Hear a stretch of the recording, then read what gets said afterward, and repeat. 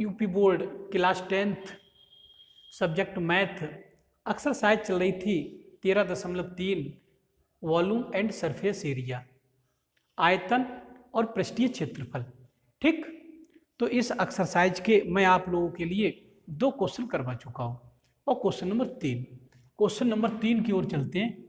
तो question number 3 में क्या कहा गया है, ध्यान दें। क्वेश्चन नंबर 3 में कहा गया है कि व्यास 7 मीटर वाला 20 मीटर गहरा एक कुआं खोदा जाता है। तो कुआं तो आपने देखे ही है, कुआं बेलनाकार होते हैं। ये बेलनाकार कुआं है, ये खोदा गया, ये बेलनाकार कुआं है, ये खोदा गया है। ठीक है, तो कुआं बेलनाकार होते हैं। तो इसकी कुछ माप भी दी हुई है, व्यास दिया है 7 मीटर।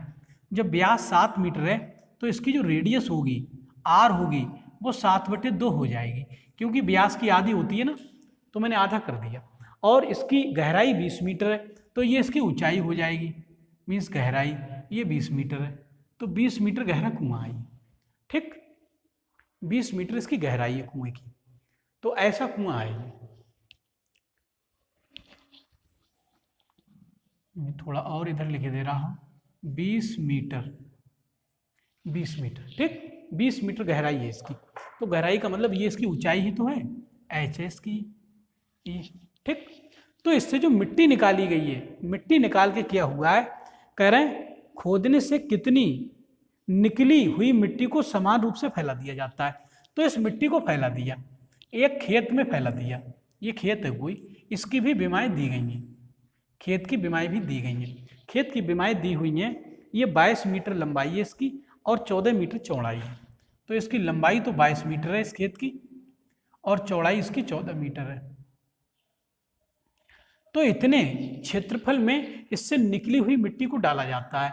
जब मिट्टी इस पर निकल के इस पर पड़ेगी तो इसकी कुछ ऊंचाई बढ़ेगी, ऊपर की ओर ऊंचाई बढ़ेगी ना, तो इसकी ऊंचाई बढ़ जाएगी थोड़ी, तल थोड़ा ऊंचा हो जाएगा। मान ले रहे हैं तल h मीटर ऊंचा हो गया, ये मान लिया हमने।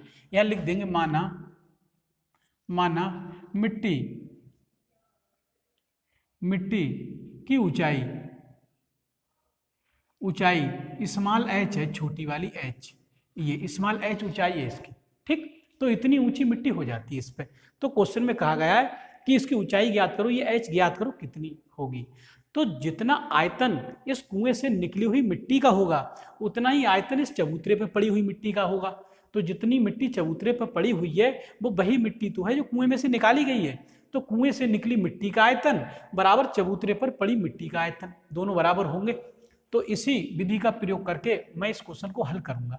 तो सबसे पहले कुएं का आयतन निकाल रहे हैं, कुएं का आयतन। तो कुएं का आयतन कितना होगा, कुएं के आयतन का सूत्र होता है, मीन्स बेलन के आयतन का सूत्र होता है πr²h, ये होता है। तो ये कुएं से निकली मिट्टी का आयतन है, इसे b1 से लिख दिया है मैंने। पाई का मान लगा भी सकते हो, पाई का मान लगा दो, 22/7 लगा दे। r के मान स्थान पर 7/2 इंटू 7/2 लगा देंगे, और ऊंचाई बेलन की 20 है, तो ये 2 से कट भी जाएंगे, 2 एकम 2, 2 एकम 2, ये तो कट गए, और 7 से एक 7 भी कट गए, तो 2 बच्चे, 2 से ये भी काट रहे हैं, 2 ढाई 20। ठीक है, तो यहाँ से 11 सत्ते 77, 77 ढाई 770 घन मीटर मिट्टी निकल के आएगी इस कुएं से, और ये मिट्टी इस पे पड़नी है। तो चबूतरे पर पड़ी मिट्टी का आयतन निकाल ले रहे हैं। ठीक है, ये दिख रहा है ना सही, यहां से चबूतरे पर पड़ी मिट्टी का आयतन निकाल रहे हैं, चबूतरे पर पड़ी मिट्टी का आयतन।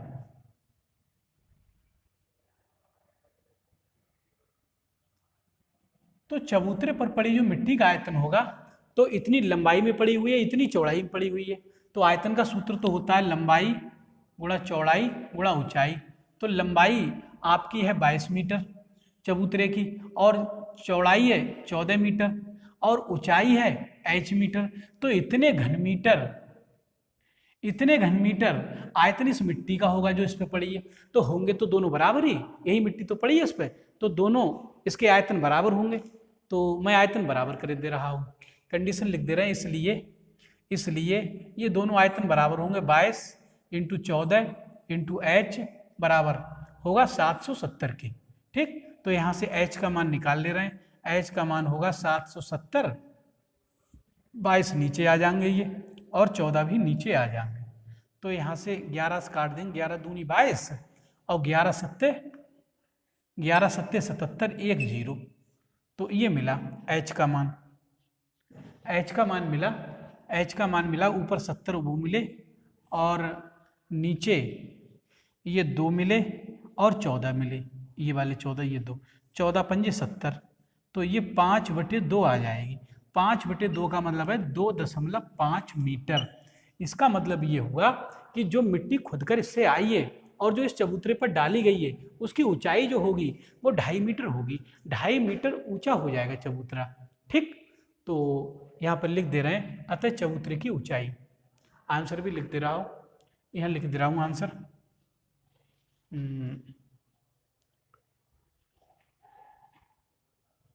इधर लिख दे रहा हूँ, अतः चबूतरे की ऊंचाई, चबूतरे की ऊंचाई h बराबर 2.5 मीटर। ठीक है, तो ये आपका इस क्वेश्चन का आंसर होगा। तो मैं समझता हूँ ये क्वेश्चन अब आप लोगों के समझ में आ चुका होगा। इस वीडियो में इतना ही। वीडियो को लाइक कर दें, चैनल को सब्सक्राइब कर लें और मेरे द्वारा पढ़ाई जाने वाली इस वीडियो को यार दोस्तों में भी शेयर कर दें, जिससे गरीब कमज़ोर वर्ग के छात्र भी इस निःशुल्क, सस्ती और मुफ्त शिक्षा से लाभान्वित हों और भविष्य में एक अच्छे गणित छात्र के रूप में जाने जा सके। इस वीडियो में इतना ही। धन्यवाद।